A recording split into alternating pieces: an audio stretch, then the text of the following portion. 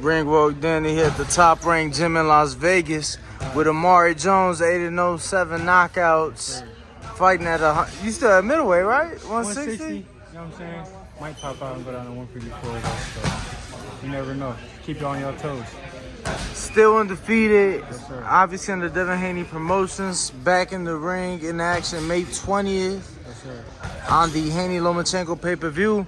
How's that feel, champ, to be able to once again land on another big card? Man, I feel great. You know, I want to give all thanks to the Most High, Allah, Alhamdulillah, and you know, it's number 5 on a big card, so you know, I'm just thankful. Obviously, a big one for the champ, his first pay-per-view. You even got in there with him, got some rounds and was able to help him. What was that like? And I mean, for you being such a bigger guy, you know, do you feel that lightweight power? You know, absolutely. Devin's a very quick, fast, strong fighter. And with Tsyzu Brian, he's physically strong as well. So, me and Dev, you know, I get in there with him. You know, of course, I'm bigger than him. I don't try to hurt him or anything, but I just try to push him and make him better as much as I could to my abilities.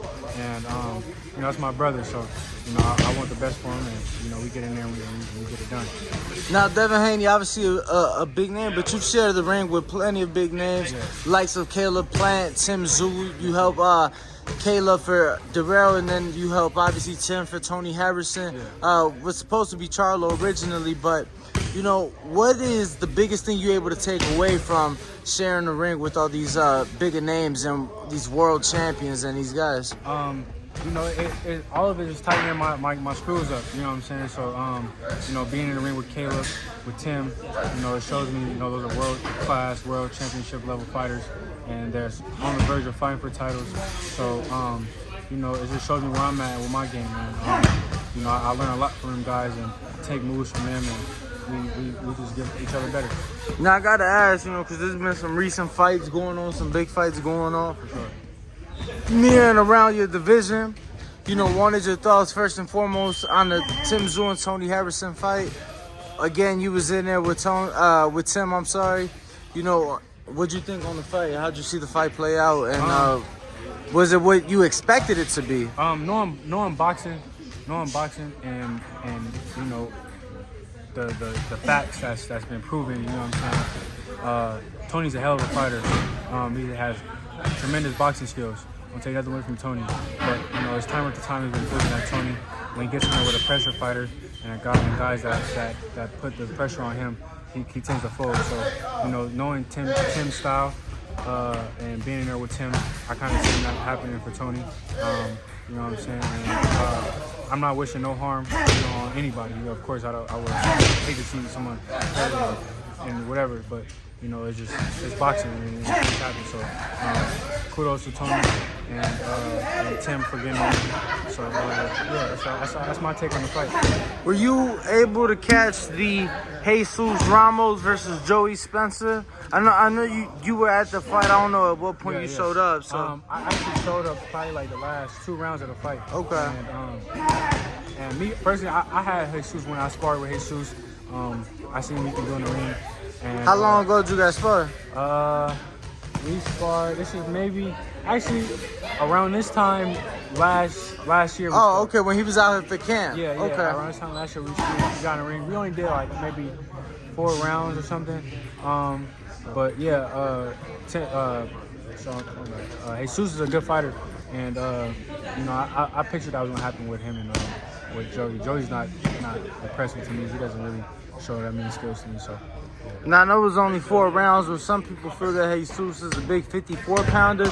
Did you felt that way as well? Yeah. He actually surprised me. I didn't think he was 160. I mean, 154. But you know, he makes the weight, so you know. That's all that matters. Yeah. Curious, did you catch the Jahi Tucker fight this past weekend? That made a lot of noise. I seen a little bit. I caught some glimpses, but I more so caught the highlights and the Xander, pick your fucking mans up. Yeah, to me, yeah.